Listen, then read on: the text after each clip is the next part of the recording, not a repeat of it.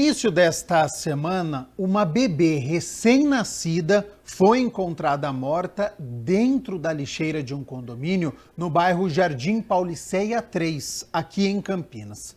Uma notícia muito triste e que teria que ser diferente, porque a lei da adoção trouxe alterações para o ECA, o Estatuto da Criança e do Adolescente, e incluiu a chamada entrega voluntária, que consiste na possibilidade de uma gestante ou mãe de integrar o filho ou recém-nascido para a adoção em um procedimento assistido pela Justiça da Infância e da Juventude. A mãe que dispõe o filho para a adoção não comete crime, já que a lei permite a entrega para garantir e preservar os direitos e interesses do menor. Por outro lado, a mãe que desampara ou expõe o bebê a perigo comete o crime de abandono de recém-nascido descrito no Código Penal. Entenda na reportagem como funciona o processo.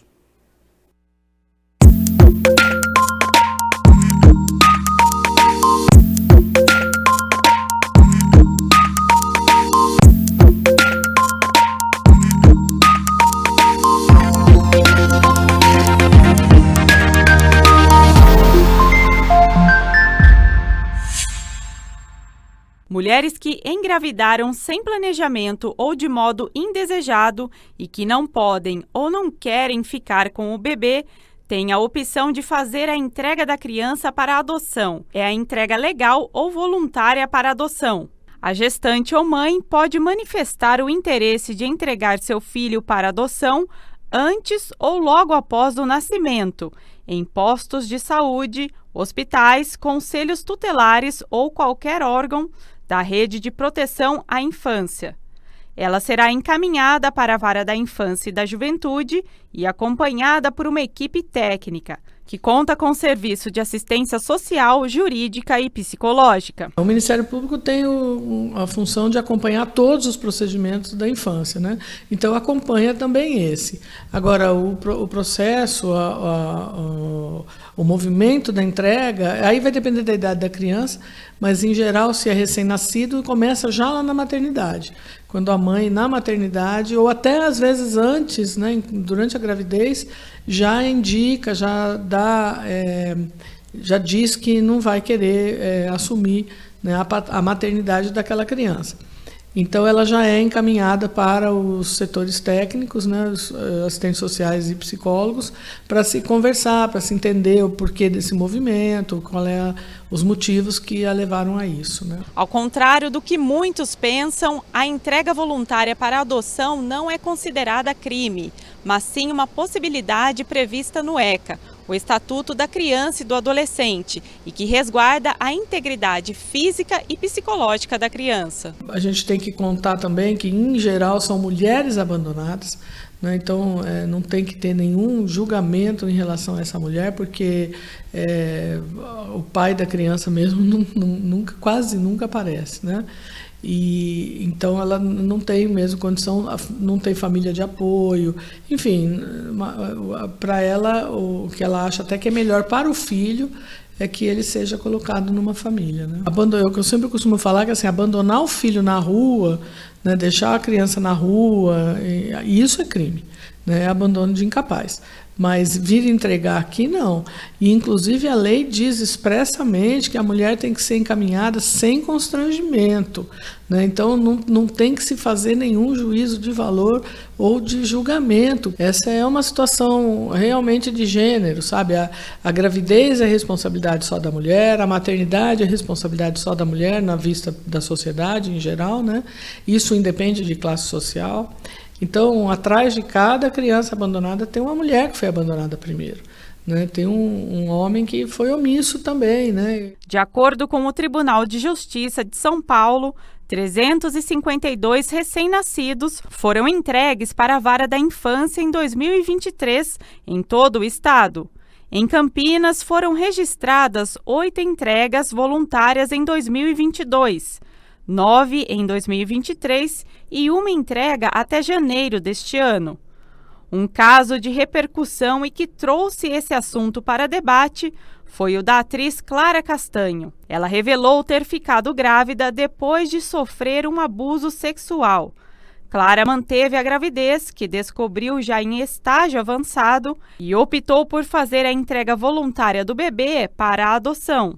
A advogada e presidente da comissão da criança da OAB Campinas afirma que o procedimento afasta a possibilidade de aborto, de abandono e de adoção irregular. Mas é uma forma também de proteger o abandono de crianças.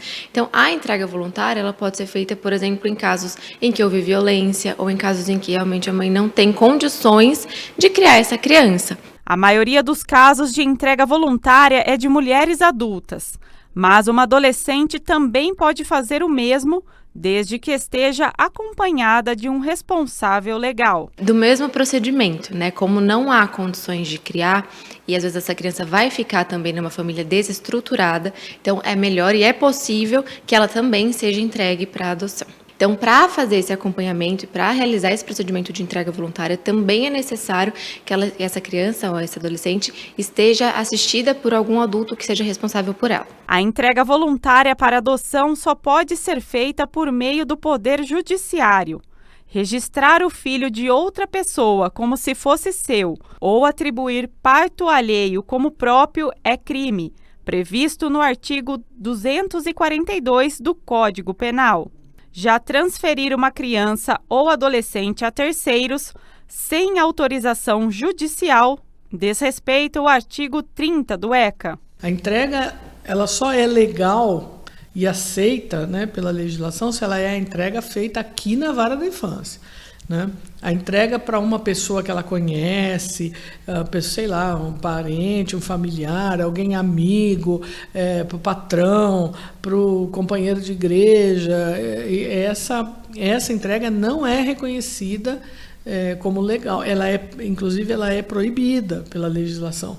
Então, quando a gente detecta que houve essa entrega direta, que a gente chama, e que não foi intermediada pela vara, aí o procedimento é outro. A gente pede a busca e apreensão da criança com o casal ou com a pessoa com quem ela estiver, né? E a criança fica para o abrigo até se resolver essa situação e depois ela é encaminhada para uma família habilitada.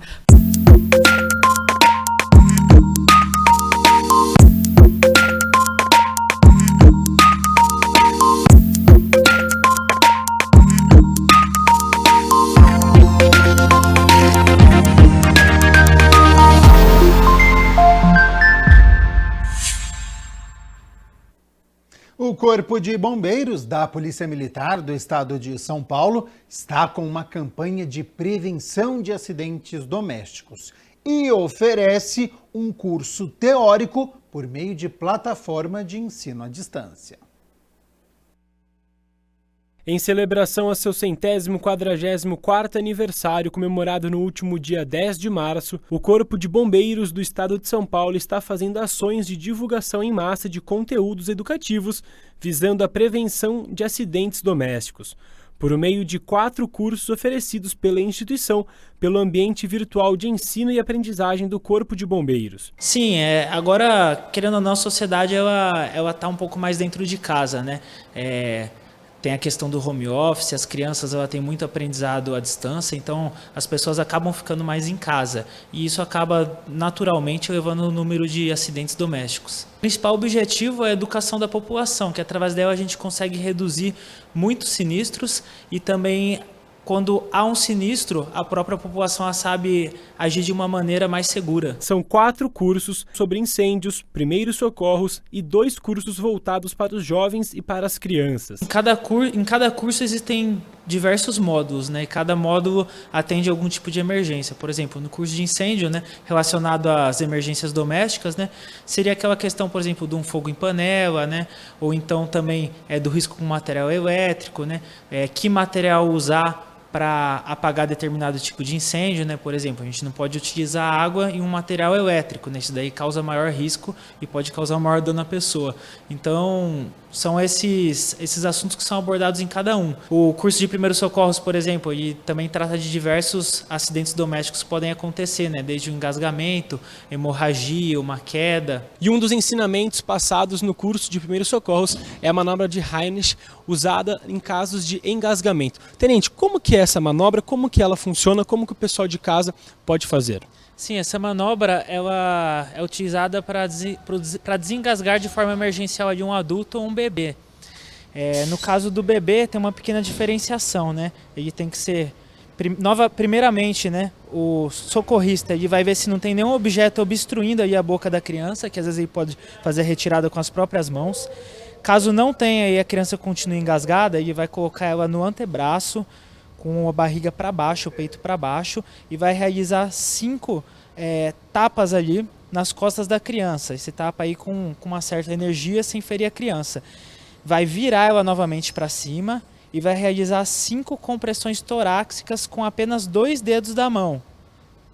Após isso, ele vai ver se a criança desengasgou. Se ela não desengasgou, ele vai repetir esse processo até a criança desengasgar. E é muito importante, enquanto uma pessoa presta esse atendimento, outra pessoa já vai ligando para o 193 para pedir o auxílio do bombeiro. Porque caso essa criança não venha desengasgar, ela tem que ser socorrida pelo bombeiro e mesmo que venha a ser desengasgada, ela tem que ser levada depois para um atendimento hospitalar para uma melhor avaliação. Já os cursos para as crianças e jovens são focados em situações do dia a dia desses públicos-alvos. Para aquela rotina da criança e do jovem, que muitas vezes é em casa, é num local que brinca, na escola, né? Então são aqueles acidentes que podem acontecer desde a escola, em casa, num ambiente de recreação ali, se machucar com uma bicicleta, com um skate, ou então um colega ali na escola que tenha um mal súbito, né? E eles visam principalmente ali disseminar quando é necessário o atendimento do bombeiro, quando não é, de que forma acionar o corpo de bombeiros. É um material bem resumido, porém com informações muito importantes aí para a educação, principalmente da criança e do jovem que serão adultos de amanhã, né, e acabam disseminando na própria casa para os adultos. O Tenente Borges reforça que os cursos são de graça e de fácil acesso. O curso é gratuito, né, e após o cumprimento da carga horária prevista para cada curso, há uma atividade avaliativa para ver se a pessoa ela realmente adquiriu aquele conhecimento e depois é emitido um certificado. Uma plataforma bem dinâmica, então ela pode ser acessada através de diversos meios, desde um computador, um tablet, um celular, então o acesso é bem fácil, é uma plataforma simples, autoexplicativa. 2 notícias agora sobre saúde. A primeira, o Ministério da Saúde anunciou que a partir de agora a vacinação contra o HPV é em dose única, substituindo o antigo modelo que eram em 2 aplicações. A ideia é intensificar a proteção contra o câncer de colo do útero e outras complicações associadas ao vírus. Público-alvo continua sendo formado por meninas e meninos de 9 a 14 anos. O grupo prioritário também inclui pessoas com imunocomprometimento, vítimas de violência sexual e outras condições específicas, conforme disposição do Programa Nacional de Imunizações, podendo receber a vacina até os 45 anos. Em 2023, foram aplicadas mais de 6 milhões de doses da vacina contra o HPV. Segunda notícia, Secretaria de Saúde de Campinas confirmou ontem mais 4 mortes por dengue na cidade, só este ano, chegando então a 8 óbitos no total. Por isso eu reforço aqui, não deixe água acumulada na sua residência, em vasos de planta. Quem tem quintal, observar cada cantinho, cada objeto, ralo de chão, ralo de pia e também utilizar o repelente é de fundamental importância, é uma medida eficaz para afastar o mosquito.